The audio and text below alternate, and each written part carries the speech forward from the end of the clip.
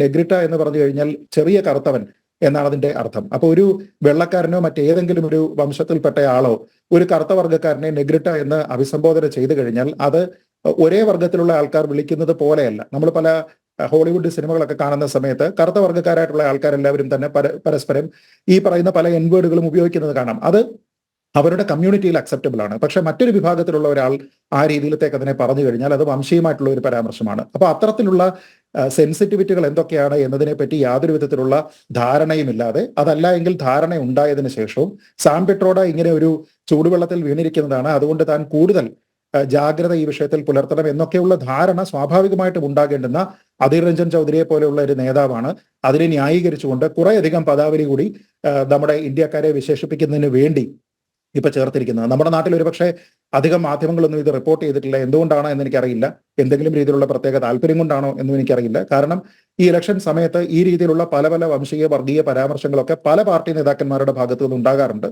പക്ഷെ അതിൽ ചില കാര്യങ്ങളെ മാത്രം റിപ്പോർട്ട് ചെയ്യുകയും ഇങ്ങനെയുള്ള കാര്യങ്ങളെ തമസ്കരിക്കുകയും ചെയ്യുന്നതിനുള്ള ഒരു ശ്രമം കുറേയധികം മാധ്യമങ്ങളുടെ ഭാഗത്തു നിന്നെങ്കിലും ഉണ്ടാകുന്നുണ്ട്. അപ്പൊ ഇത് താങ്കൾ ചോദിച്ച ആ ചോദ്യത്തിലേക്ക് വന്നാൽ, അല്ലെങ്കിൽ ഈ ചർച്ചയുടെ ടൈറ്റിലേക്ക് വന്നാൽ, ഇത് കോൺഗ്രസിന്റെ സമീപനമാണോ എന്ന് ചോദിച്ചു കഴിഞ്ഞാൽ കോൺഗ്രസിന്റെ സമീപനമല്ല എന്ന് അധീർ രഞ്ജൻ ചൗധരി പറയുന്നതിന് മുമ്പ് വരെ അത് സാം പിട്രോഡയുടെ മാത്രം അഭിപ്രായമാണ് എന്ന നിലയ്ക്ക് നമ്മൾ കരുതേണ്ടി വരും. പക്ഷെ അതിനുശേഷം അദ്ദേഹത്തിന്റെ കൂടി പ്രസ്താവനകൾ വന്നിരിക്കുകയും അദ്ദേഹത്തിന് സാം പിട്രോഡയുടെ അവസ്ഥ ഉണ്ടാകുമോ ഇല്ലയോ എന്നത് കൂടി നോക്കിയതിനു ശേഷം അത് കോൺഗ്രസിന്റെ അഭിപ്രായമാണോ അല്ലയോ എന്ന് നമുക്ക് തീരുമാനിക്കാം. കോൺഗ്രസ് ഉത്തരവാദിത്തപ്പെട്ട ഒരു പാർട്ടിയാണെങ്കിൽ പറയേണ്ടത് സാം പിട്രോഡ രാജിവെച്ചു, നിങ്ങളും നിങ്ങളുടെ ഔദ്യോഗിക സ്ഥാനത്ത് നിന്ന് രാജിവെക്കുക എന്നുള്ളത് പറയണം. വളരെ ശക്തമായ രീതിയിലുള്ള ഒരു താക്കീത് നൽകണം.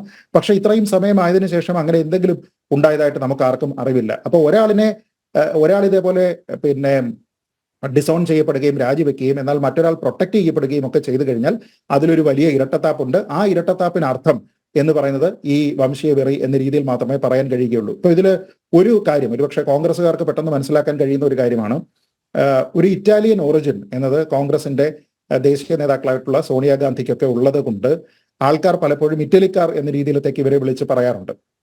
അതിലവർക്ക് ആക്ഷേപമായിട്ട് എന്തെങ്കിലും തോന്നേണ്ടുന്ന കാര്യമില്ല, കാരണം അവരുടെ ഒറിജിൻ എന്ന് പറയുന്നത് ഇറ്റലിയാണ്. പക്ഷെ അത് പറഞ്ഞ് അത് അവരെ ആ രീതിയിൽ വംശീയമായിട്ട് അധിക്ഷേപിക്കുന്നു എന്ന രീതിയിൽ പറയുന്ന കോൺഗ്രസിന്റെ സോഷ്യൽ മീഡിയ ഹാൻഡിലുകളുണ്ട്, കോൺഗ്രസിന്റെ നേതാക്കന്മാരുണ്ട്. അങ്ങനെയുള്ള ആൾക്കാർക്ക് ഇത്തരം വംശീയമായിട്ടുള്ള സെൻസിറ്റിവിറ്റികളൊക്കെ തന്നെ മനസ്സിലാകുന്ന ആൾക്കാർ ഇത്തരത്തിലുള്ള പ്രസ്താവനകൾ പറയുകയും അത് തിരുത്തപ്പെട്ടു എന്ന് നമുക്ക് പറയാൻ കഴിയില്ല. ഒരാൾ അതിൽ സ്വയം ഉത്തരവാദിത്വം ഏറ്റെടുത്ത് രാജിവെച്ച് പോയതിനു ശേഷവും അദ്ദേഹത്തെക്കാൾ കൂടുതൽ ഉത്തരവാദിത്വവും ചുമതലയുമുള്ള സീനിയർ നേതാവ് അതേ കാര്യം കൂടുതൽ ഉദാഹരണങ്ങൾ സഹിതം അതിനെ ആവർത്തിക്കുകയും ചെയ്യുമ്പോൾ അതിൽ നിശ്ചയമായിട്ടും പാർട്ടിയുടെ ഭാഗത്തു നിന്നുള്ള ഒരു പ്രശ്നമുണ്ട് എന്ന് തന്നെയാണ് ഞാൻ അതിൽ മനസ്സിലാക്കുന്നത്. ശ്രീനാഥ്.